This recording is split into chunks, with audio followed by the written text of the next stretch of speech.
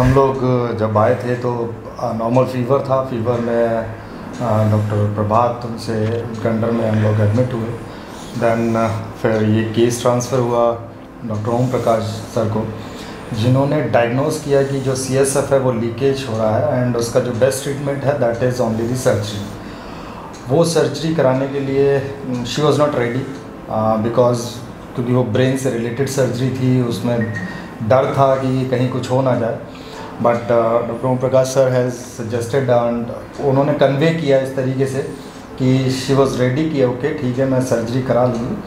And then on last Monday वो surgery complete हुई। उसके बाद within 10 to 15 days you can see that she can sit absolutely fine. और उसके लिए मैं स्पेशल थैंक्स बोलूँगा। एंड इनमें मैं 2 लोगों का ज़रूर नाम लूँगा। डॉक्टर महेश शर्मा जो हमारे MP भी हैं और मेरे एक बड़े अभिभावक की तरह हैं, जिन्होंने इस केस को खुद अपनी थोड़ा सा नज़र में रखा और सभी से अपडेट लेते रहे। And I really thanks to doctor Shrikant and doctor Om Prakash sir. So I really thank you sir. Thank you so much. नमस्कार, मेरा नाम डॉक्टर ओम प्रकाश है। मैं यहाँ कैलाश हॉस्पिटल सेक्टर 71 नोएडा में एज ए कंसल्टेंट ENT कार्यरत हूँ। अंजना जी जब हमारे पास आए तो ये डॉक्टर प्रभात के अंडर एडमिट थे।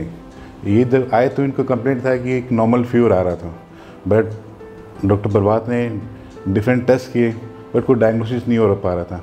बट इनका कंप्लेंट क्या था कि एक लेफ़्ट साइड की नोज से क्लियर वाटर डिस्चार्ज आ रहा था। बट उन्होंने एज ENT हमारे पास भेजा पेशेंट को।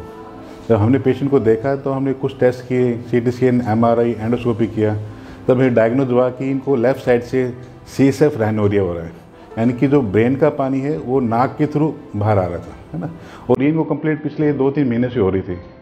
डायग्नोज करके समझाया कि ये प्रॉब्लम है, इसकी ये कॉम्प्लिकेशन हो सकती है। पेशेंट ने 1-2 दिन टाइम लिया। Then she was ready for the surgery. Then हम इनको सर्जरी नोज के थ्रू किया, यानी ये जो सर्जरी है सिंपल नोज के थ्रू एक सिंपल एंडोस्कोपी से हो सकती है। तो हमने एंडोस्कोपी करके ये सर्जरी नोज के थ्रू किया था। एंड कुछ दिन का बेड रेस्ट होता है and definitely she was very cooperative patient. Thank you.